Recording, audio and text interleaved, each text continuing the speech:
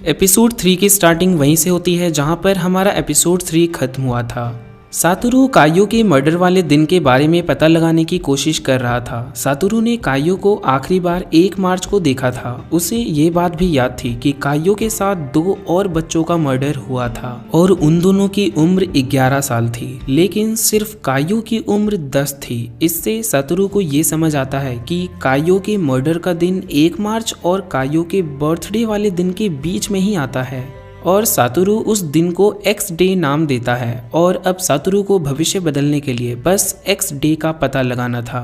फिर ये सीन यहीं कट होता है और हम नेक्स्ट सीन में देखते हैं कि सातोरू एक हमनदा नाम के लड़के के साथ रेस लगाने वाला था। हमनदा इसके स्कूल के आइस हॉकी टीम का मेंबर था और वो काफ़ी अच्छा स्केटिंग भी कर लेता था, इसीलिए बहुत सारी लड़कियां हमनदा को चीयर कर रही थी, लेकिन हमनदा उन पर बिल्कुल भी ध्यान नहीं दे रहा था। उन सारी लड़कियों को लग रहा था कि सातोरू हार जाएगा और वहीं पर खड़ी कायो सातोरू से पूछती है कि क्या तुम जीतोगे? सातोरू जवाब देता है, मैं अपनी पूरी कोशिश करूंगा। फिर रेस शुरू होती है और उन लड़कियों के उम्मीद को तोड़ते हुए सातोरू हमनदा से जीतने लगता है। वो रेस की शुरुआत से ही हमनदा से आगे था, लेकिन सातोरू को लग रहा था कि इस रेस में हमनदा का जीतना ही ठीक होगा, क्योंकि हमनदा ने इस रेस के लिए बहुत प्रैक्टिस की थी।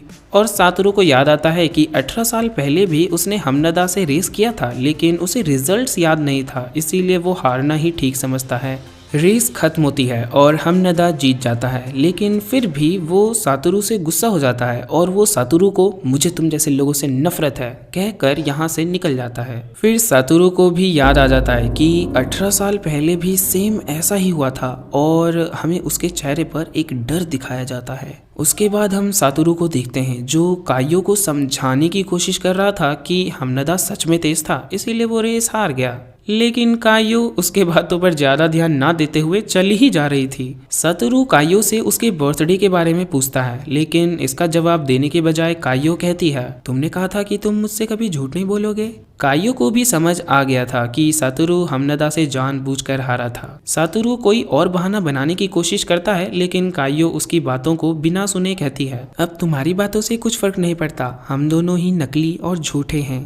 ये कहकर कायो वहां से चली जाती है। अब कायो ने तो सातोरू को अपने बर्थडे के बारे में नहीं बताया था, लेकिन वो ये जानने के लिए सीधे स्टाफ रूम में जाता है। रजिस्टर में वो कायो के बर्थ डेट को देखता कि उससे पहले ही सातोरू को उसका टीचर याशिरो पकड़ लेता है। याशिरो को ये अंदाजा हो गया था कि वो कायो की वजह से ही स्टाफ रूम में आया था, क्योंकि याशिरो ने भी देखा था कि पूरी क्लास में सिर्फ सातोरू ही कायो से बात करता था, नहीं तो कायो हमेशा अकेले ही रहती थी। याशिरो उसे डांटता नहीं, बल्कि सामने से उसे कायो के बर्थ डेट को दिखाता है। सातोरू देखता है कि उसका एंड कायो का बर्थडे सेम डे पर आता है, यानी 2 मार्च को।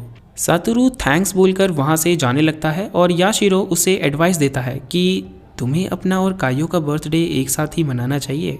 याशिरो उसे आज सुबह की रेस के लिए कांग्रेचुलेट करता है और साथ में हमेशा आगे बढ़ने के लिए मोटिवेट भी करता है। सातोरू फिर वहां से निकल जाता है और रास्ते में याशिरो के बारे में सोच रहा था कि वो काफी अच्छा इंसान है। अब सातोरू को कायो के बर्थडे के बारे में मालूम पड़ जाता है कि वो 2 मार्च को है, तो इस हिसाब से कायो का मर्डर 1 मार्च को होने वाला है और आज की तारीख थी 19 फरवरी, मतलब कि अब भविष्य को बदलने के लिए सातोरू के पास सिर्फ 11 दिन ही बचे थे।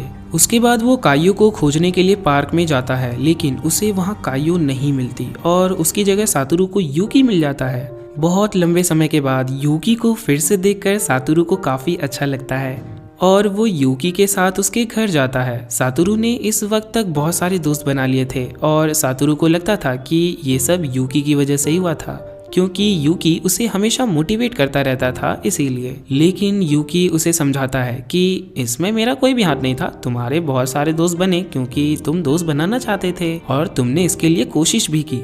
यूकी की बातों को सुनकर सातोरू को अब ये कंफर्म हो गया था कि यूकी किसी का मर्डर नहीं कर सकता है, लेकिन फिर भी भविष्य में कायो के मर्डर का आरोप यूकी के ऊपर डाल दिया गया था। यहीं पर सातोरू को एक नई बात मालूम पड़ती है, वो ये कि यूकी नाइट में काम किया करता था, इसीलिए वो हमेशा दोपहर में सातोरू के साथ खेला करता था। लेकिन 18 साल पहले सातोरू को लगता था कि यूकी बेरोजगार है, इसीलिए वो हमेशा दोपहर में घूमता रहता था। लेकिन अब सातोरू को यूगी से रिलेटेड सारे डाउट्स क्लियर हो जाते हैं। फिर सातोरू वहां से निकल जाता है और रास्ते में सोच रहा था कि मर्डर में यूकी का कोई हाथ नहीं था। अगर कायो का मर्डर नहीं हुआ तो यूकी पर भी शक नहीं जाएगा और वो यूकी को भी बचा पाएगा। अब भविष्य में यूकी और अपनी मॉम को बचाने के लिए वो हिम्मत करके कायो के घर जाता है, लेकिन सातोरू को कायो के घर पर भी कोई नहीं मिलता और वो कायो को खोजते हुए घर के पीछे की ओर जाता है, जहां उसे स्टोर रूम के पास कायो के ग्लव्स और बैग खराब हालत में मिलते हैं।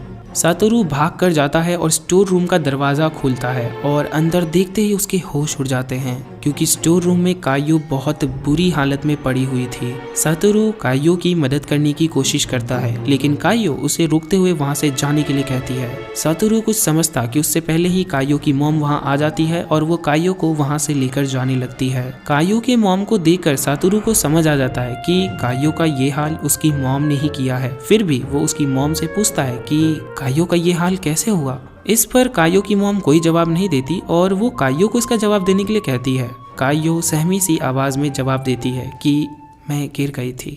ये जवाब सुनकर सातोरू समझ तो जाता है कि ये झूठ था, लेकिन सातोरू के पास कायो के इस झूठ का कोई जवाब नहीं था। कायो सातोरू की तरफ बिना देखे ही वहां से चली जाती है। नेक्स्ट सीन में हम देखते हैं कि कायो की मॉम कायो के सिर को ठंडे पानी में डुबा रही थी। वो कायो को मारने के इरादे से ऐसा नहीं कर रही थी, उसने कायो को हद से ज्यादा पीटा था, इसीलिए ढेर सारे चोट के निशान उसके शरीर पर थे। शरीर के काफी हिस्से कपड़े से ढके रहेंगे, लेकिन मुंह पर लगी चोट आसानी से सभी को दिख जाएगी, इसीलिए मुंह पर लगे चोट को मिटाने के लिए वो कायो के साथ ऐसा कर रही थी। कायो की मॉम का बहुत पहले ही तलाक हो चुका था और अब वो अपने आशिक के साथ रहा करती थी। एक और चीज ये कि इसके दुष्ट व्यवहारों से आपको ये कायो की सगी माँ तो नहीं लगेगी, लेकिन बड़ी दुख के साथ कहना पड़ रहा है कि ये कायो की सगी माँ ही थी। फिर ये सीन यहीं कट होता है और हमें अगले दिन स्कूल का सीन दिखाया जाता है। आज 22 फरवरी मंडे का दिन था और हर बार की तरह इस मंडे को भी कायो स्कूल लेट आई थी, लेकिन टीचर कायो को कभी इसके लिए नहीं डांटता है, क्योंकि टीचर याशिरो को भी कायो की मॉम के बारे में सब कुछ पता था कि हर शनिवार को कायो की मॉम उसे हद से ज़्यादा मारती हैं, इसीलिए वो मंडे को लेट आती है।